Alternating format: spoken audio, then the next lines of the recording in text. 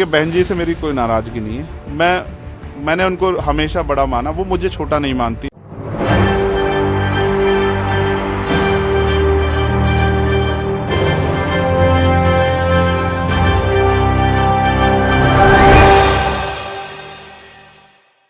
नमस्कार, मैं नाज़मीन खान और आप देख रहे हैं SPN 9 news. Bhim army chief Chandrashekhar Azad पर हमला हुआ काफ़ी समय हो चुका है, लेकिन हमले के बाद अभी भी यहां पर आरोपियों के खिलाफ कोई भी एक्शन नहीं लिया गया है। 4 आरोपी होते हैं, 4 अपने बयान दर्ज करवाते हैं, कहते हुए नजर आते हैं कि चंद्रशेखर आज़ाद के बयानों से वो यहाँ पर दुखी थे, उनसे नाराज थे और ऐसे में देखा जाए तो जातीय यहाँ पर एक हिंसा की गई थी। जाति को देखकर यहाँ पर उन पर हमला किया गया था और इस हमले के बाद चंद्रशेखर आज़ाद बाल बाल बच जाते हैं, लेकिन वो यहाँ पर खुलासा करते हुए नजर आते हैं कि ये एक साजिश के तहत हुआ था और साजिश यहाँ पर योगी आदित्यनाथ की है, जो मुख्यमंत्री की कुर्सी पर बैठे हुए हैं। योगी आदित्यनाथ ने ना तो इस बात पर अभी तक संज्ञान लिया है, ना कोई बयान दर्ज करवाया है, ना ही जांच के आदेश दिए हैं और ना ही यहाँ पर चंद्रशेखर आज़ाद से उन्होंने मुलाकात की है। लेकिन वहीं देखा जाए तो मायावती हो या आजम खान हो, 2024 के चुनाव को देखते हुए चंद्रशेखर आज़ाद से वो मुलाकात भी कर चुके हैं और उनके समर्थन में काफ़ी कुछ बोल भी चुके हैं कि यूपी पुलिस किसके अंडर आकर काम करती है वो बखूबी जानते हैं। आजम खान ने खुले तौर पर कहा कि यहाँ पर वाकई योगी आदित्यनाथ की साजिश है, कैसे यहाँ पर गुंडा राज पनप रहा है, कैसे कह दिया जाता है कि यहाँ पर हमने गुंडा राज खत्म करके युवाओं के हाथ में किताबें थमा दी हैं। अब यहाँ पर ना तो कोई बाहुबली मौजूद होगा, ना ही कोई गुंडा मौजूद होगा, ना ही यहाँ पर कोई ऐसी गुंडाई देखी जाएगी। यहाँ पर महिलाएं भी सुरक्षित हैं, युवा भी सुरक्षित है और यहाँ पर राजनेता भी सुरक्षित है। लेकिन जिस तरीके से हमला होता है उससे तो कहीं ना कहीं यही लगता है कि अभी भी सुरक्षा में कमी देखी जा रही है। योगी आदित्यनाथ की कानून व्यवस्था पर जो उंगली उठाई जा रही है वाकई यहाँ पर सिद्ध साबित होता है। अब ऐसे में मायावती क्या यहाँ पर चंद्रशेखर आज़ाद के साथ मिलकर योगी आदित्यनाथ को टक्कर देती हुई नजर आ सकती हैं? क्योंकि देखा जाए तो मायावती भी आदिवासियों, दलितों, पिछड़े वर्गों को लेकर यहाँ पर आगे आती रही हैं, उनके लिए काम करती रही हैं और उनके हित में हमेशा से कदम उठाती रही हैं। अगर यहाँ पर बहुजन समाजवादी पार्टी को देखा जाए तो मायावती इनके लिए ही काम करती हुई नजर आई है। तो वहीं चंद्रशेखर आज़ाद की बात की जाए तो वो भी बिल्कुल ऐसे ही काम करते हुए दिखाई दिए गए हैं। यहाँ पर पिछड़े वर्ग के लिए, आदिवासियों के लिए, दलितों के लिए, यहाँ पर उनके उत्थान के लिए, उनके भविष्य के लिए यहाँ पर लड़ाई उन्होंने लड़ी है और ये लड़ाई हमेशा से वो लड़ते हुए आ रहे हैं और अभी भी लड़ाई लड़ रहे हैं। तो क्या दोनों एक राह पर हैं? तो क्या दोनों मिलकर गठजोड़ कर उत्तर प्रदेश में योगी आदित्यनाथ की कुर्सी को यहाँ पर छीनने की फिराक में लग सकते हैं? जैसे कि समाजवादी पार्टी ये दावा करती हुई नजर आती है कि वो अब यहाँ पर योगी आदित्यनाथ को हटा देंगे। तो क्या वाकई यहाँ पर समाजवादी पार्टी के साथ ना जाकर मायावती अब भीम आर्मी चीफ चंद्रशेखर आज़ाद के साथ जा सकती है, उनके साथ गठजोड़ कर सकती है? और यहाँ पर दोनों का मामला एक जैसा है, दोनों ही एक पहलुओं पर काम करते हैं। तो अगर दोनों मिलेंगे तो वोट बैंक उनका ज़्यादा बनता हुआ नजर आएगा और दोनों ही सूरतों में इन दोनों को अधिकतर वोट मिलते हुए भी नजर आएंगे और यहाँ पर योगी आदित्यनाथ की कुर्सी को हड़पने में भी यहाँ पर कामयाब होंगे। ऐसा हो सकता है अगर चंद्रशेखर आज़ाद और मायावती एक साथ आ जाएं। मायावती की बात की जाए तो हिंसा को लेकर और यहाँ पर गुंडेराज को लेकर योगी आदित्यनाथ पर कई बार वो हमला साध चुकी हैं और क्या कुछ यहाँ पर मायावती योगी आदित्यनाथ के खिलाफ बोलती हुई नजर आ रही हैं, देखिए इस रिपोर्ट पे।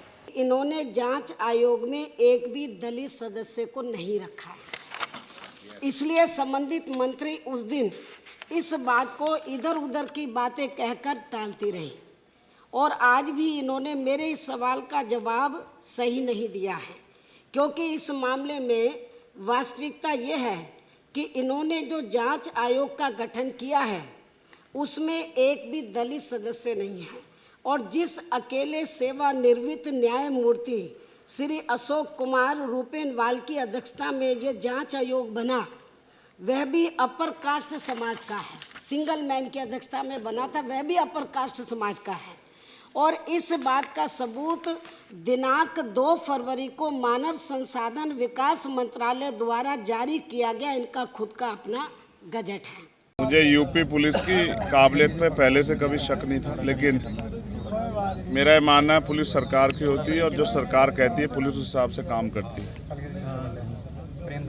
जल्दबाजी में कुछ पुलिस की तरफ से इस तरह के बयान दिए गए जो मैं समझता हूं कि जिनकी ज़रूरत नहीं थी, बिना जानकारी के, बिना ब्लास्टिंग रिपोर्ट के कह देना कि गोली जो है वो 315 बोर के कट्टे से चली और हमने कट्टे बरामद कर लिए, या बिना बहुत सारी जानकारियाँ जो तथ्य जो हैं उसमें हैं कि 4 नौजवान लड़के जिनको ये भी नहीं पता कि खाना किस तरह खाते हैं वो आके किसी पे गोली चला देंगे। और जिस तरह की पुलिस ने कहानी करके बताया कि भाई अचानक से टोल पर उनको पता लग गया कि चंद्रशेखर आ रहे हैं तो हम हमला कर देते हैं। तो हम उत्तर प्रदेश में रहते हैं, उत्तर प्रदेश की कानून व्यवस्था और उत्तर प्रदेश के सरकार के कार्य करने के तरीके और अपने राजनीतिक विरोधियों को निपटाने के तरीकों को भी हम लोग जानते हैं। किसी को सीबीआई ईडी इनकम टैक्स से निपटा रहे हैं, किसी को मुकदमों से जेलों में ठूस के जबरन झूठे मुकदमे लगा के झूठे गवाह तैयार करके निपटा रहे हैं, और जो उनसे नहीं बचे हैं उनको गोली के जरिए जो है निपटाने काम कर रहे हैं।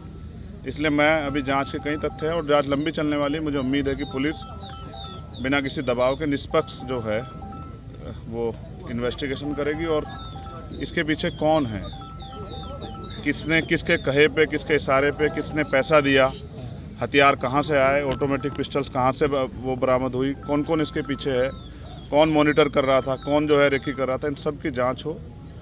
इसलिए भी ज़रूरी है कि आज मेरे साथ है, कल किसी और के साथ ना हो, क्योंकि उत्तर प्रदेश में विपक्ष के लोग बड़ी मजबूती से जो है अपनी लड़ाई को लड़ रहे हैं। और ये तो उत्तर प्रदेश है, यहाँ तो चुनाव सजा होने के बाद पता लगता है कि डीएम साहब के दबाव में मुकदमे लिखा गया था, बाद में वादी मना कर देता, लेकिन तब तक बहुत कुछ बदल जाता तस्वीर।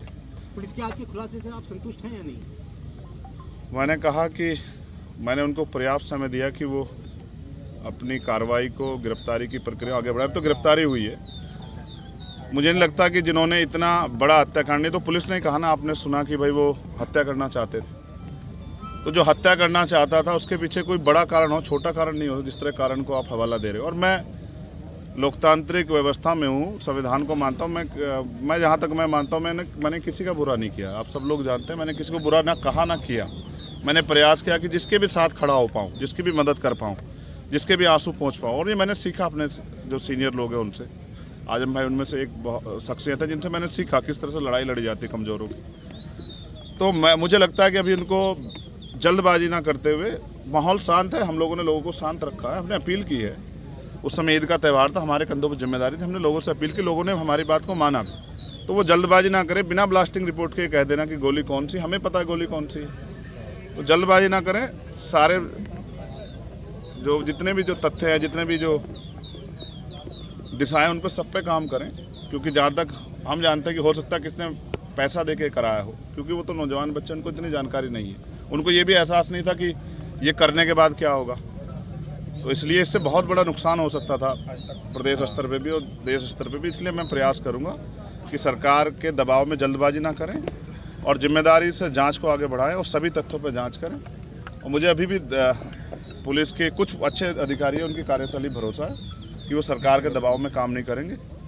और उम्मीद है कि फेयर जांच होगी और ये पता लगेगा इसके पीछे कौन है।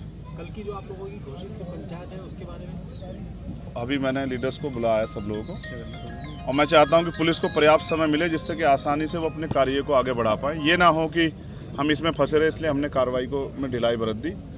तो आज शाम तक उसकी स्थिति 6 बजे 6 साढ़े 6 बजे क्लियर हो जाएगी। और मेरा प्रयास रहेगा कि मैं उनको समझाने में कामयाब हो जाऊँ कि क्योंकि कावड़ का समय आ रहा है और मोह अच्छा नहीं है, नुकसान हो सकता है। मैं कोशिश करूंगा कि किसी भी तरह का जुटान ना हो। देखिए, जब आप पे हमला हुआ तो आपने ये कहा था कि हमारे सहयोगियों ने, साथियों ने उन लोगों को पहचान लिया था। तो जिस प्रकार उनके आज जो आपने देखा प्रेस वार्ता हुई, तो क्या लगता है वही व्यक्ति थे? नहीं, दिखाए नहीं। आपने देखा क्या दिखाए? आपने देखा हो तो मीडिया के लोगों ने बताओ। फोटो भी वायरल हो चुके हैं, आपने देखा हो? नहीं, पुलिस की कार्यशैली ऐसी, फोटो किसी का दिखाते हैं, जाता कोई है, हथियार कोई होता है, लगाया कोई जाता है, पकड़ते कहीं से हैं, दिखाते कहीं से हैं। तो इतने कम समय में कट्टे से तो फायर नहीं हो सकते लगातार, और फायर 6-7 हुई है, 3 नहीं हुई है। तो मैं कह रहा हूँ ना, अभी जांच कर लें, जल्दबाजी ना करें। मैं समझता हूँ उनके कंधों पे जिम्मेदारी है, उनको सरकार को जवाब देना है। लेकिन सरकार भी ध्यान रखे कि इस तरह का माहौल ना बनाए कि लोगों में भय का। आप कानून व्यवस्था तो अच्छी कर नहीं पा रहे हो, इस तरह की बेवकूफ़ी की बातें करने से कोई फ़ायदा नहीं। तो मुझे उम्मीद है कि पुलिस जाँच के इसको सही ओर ले जाएगी और जांच को भटकाने काम नहीं करेगी। मुख्यमंत्री ब्रजेश पाठक कह रहे हैं कि चंद्रशेखर तो मेरे भाई की तरह है और हम उनको सुरक्षा मुहैया कराएंगे। अब से पहले वो जिस पार्टी में रहे, हमने उस दल में काम किया, तो मेरे ऐसा नहीं, राजनीति में किसी बुरे संबंध नहीं होते हैं। तो मैं तो मुख्यमंत्री को बुरा नहीं कह रहा हूँ, वो अलग बात है कि उनके बहुत सारे कार्य ऐसे हैं जो जन विरोधी है, उनकी भाषा ऐसी है जिसको लोकतंत्र में कोई जगह नहीं दी जा सकती। लेकिन फिर भी मैं कहता हूँ कि ठीक है, उनको अपनी सरकार, जनता ने बहुमत दिया, चलाएं, और किसको सुरक्षा नहीं देनी है, किसको देनी है, तो सरकार को तय करना है। मगर अब तो पुलिस सुरक्षा में हत्या हो रही है। अपने अतीक और अशरफ भाई की हत्या के बारे में देखा किस तरह से हुई। पुलिस ने डिफाइन कर दिया, जस्टिफाई किया कि अपराधी थे, माफिया थे, लेकिन वो मेंबर ऑफ पार्लियामेंट भी रहे थे। फिर संजीव जीवा की हत्या, चलो उनको भी आप कर दोगे जस्टिफाई, अब चंद्रशेखर को कैसे जस्टिफाई करोगे? पिकेट 20 मीटर पे पिकेट है, पुलिस खड़ी है, और क्या इंटेलिजेंस है? अब इतने हमारे सामान्य नेता हैं, रास्ते में इनके साथ कोई हादसा हो जाए, कौन जिम्मेदारी लेगा? क्या नेता घर में छिप जाएं, लोहे के बॉक्स में बंद हो जाएं? तो जनता का आदमी जनता के बीच रहता है। भविष्य में ऐसी घटनाएं हो सकती हैं, जब तक पूरी कलह नहीं खुलेगी, वो आखिरी जो उनका मास्टरमाइंड वो नहीं पकड़ा जाएगा, उसको नहीं सामने करेंगे, तब तक नहीं पता। जिसने फिरौती ले रखी है, मुझे ऐसा लगता है उसकी मालिक की बात पूरी कल फिर करवाएगा। तो मैं हर खतरे के लिए तैयार हूँ, लेकिन मैं भी जनता के बीच जैसे रुकूंगा नहीं, मैं जाऊँगा जनता। जिस तरीके से योगी आदित्यनाथ को चुनौती देते हुए मायावती साफ तौर पर नजर आ रही है, इन बातों से तो यहीं पर यही लगाया जा रहा है कि चंद्रशेखर आजाद के साथ मिलकर एक बहुत बड़ा यहाँ पर काम करने वाली है, और ये 2024 के लोकसभा चुनाव पर भी असर पड़ेगा। अब ऐसे में मायावती की बात की जाए तो वो दिल्ली भी पहुंची हैं और यहाँ पर काफी विचार विमर्श करती हुई नजर आ रही हैं। और यहाँ देखा जाए तो चंद्रशेखर आजाद के साथ अगर मायावती मिल जाती हैं तो बहुत बड़ा बदलाव उत्तर प्रदेश में देखने को मिलेगा, और योगी आदित्यनाथ की कुर्सी कहीं ना कहीं खतरे में आती हुई नजर आएगी, और सीधे तौर पर योगी आदित्यनाथ को अब अपने पद से इस्तीफा भी देना पड़ सकता है चुनाव से पहले, क्योंकि उनकी मुश्किलें यहाँ पर बढ़ रही हैं, क्योंकि मामला यहाँ पर सुप्रीम कोर्ट में उठने की बात कही जा रही है। अब मायावती चंद्रशेखर आजाद के साथ मिल जाते हैं और दोनों ही मिलकर सुप्रीम कोर्ट में योगी आदित्यनाथ के खिलाफ यहाँ पर मुकदमा दर्ज करवाते हुए नजर आते हैं, तो वाकई यहाँ पर जीत भी दर्ज होती हुई नजर आएगी। इस पूरे मामले को लेकर आपकी क्या राय कि क्या वाकई चंद्रशेखर और मायावती को एक साथ आ जाना चाहिए? क्या है आपकी राय? कमेंट बॉक्स में जरूर बताएं। धन्यवाद।